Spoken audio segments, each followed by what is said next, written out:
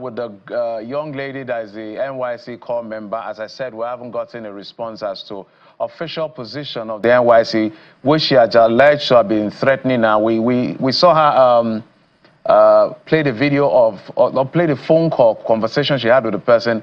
The lady on the other hand, which she says is one of the board or official of the NYSC, literally speaking to her quite rudely, to be fair, saying that she should take it down. And she was asking, are you threatening me? And our worry is, can't I just speak my mind as a Nigerian? This is biting me. So the question I will ask you as a leader in organized labor, when you see some of these things that happen and some of the ways the government has responded to criticism, do you feel that Nigerians are beginning to look like defeated people?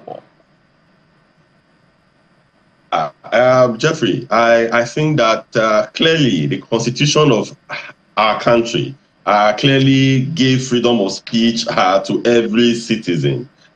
So for us in TUC, we are strongly advocating for freedom of speech. People should be able to air their views, but also we should also note as well, it's just as if the fact that I can air my view, I cannot walk into your station, Jeffrey, and I will start raining abuses on you. Yes, you are not a public servant. But public servants should also understand that Nigerians are passing through pain.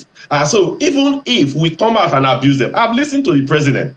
The president has said that, oh, you can come out and abuse me. So it should not just be in words, it should also be in action.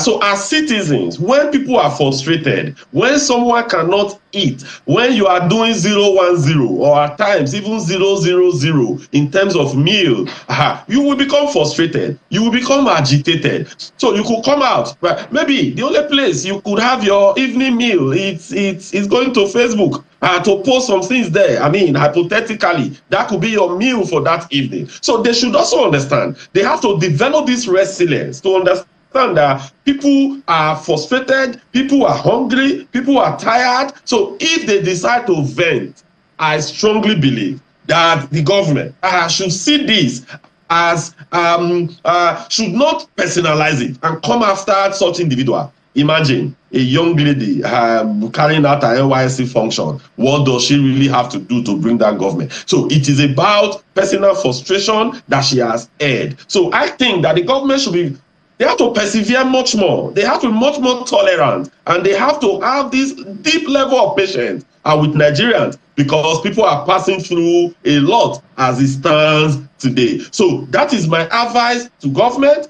They should take the back seat and allow some of all these, allow people to vent, because if you don't vent, you may not feel good at all. But also, overall, when we do this, we should also try to do it within the expected norm and with some level of decorum as well.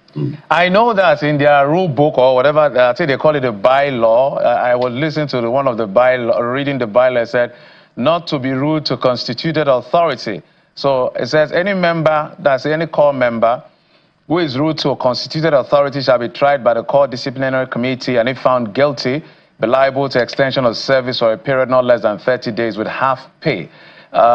Constituted authority here, I don't know, I don't think it was defined, whether it is the core of NYSC authority or the federal government or the state government. Maybe help us out on that particular one as to how the government should tackle this issue. And in speaking to that as well, Mr. Sifo, the issue around whether or not, let me ask you a direct question, whether or not this is going to be midterm by May the 29th.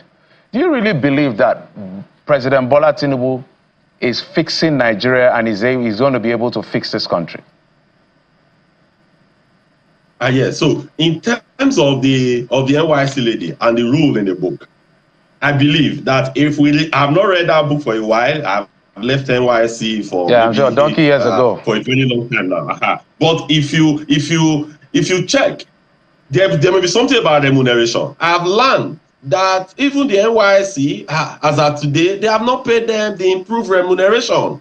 So where there are rules, there are responsibilities as well. So the NYSC should also discharge their responsibility. They shouldn't bring their the rule to bear when it will bite the person, to use it to witch hunt people. First, NYSC, if they are paying those corps members, let's say 120,000 naira, 150,000 naira today, I'm not sure that particular corps member will be frustrated. So they should also carry out their responsibility as well, not to come with the full weight of the law to say you have broken this law, when on the other part, they are not fulfilling some obligations that they ought to fulfill.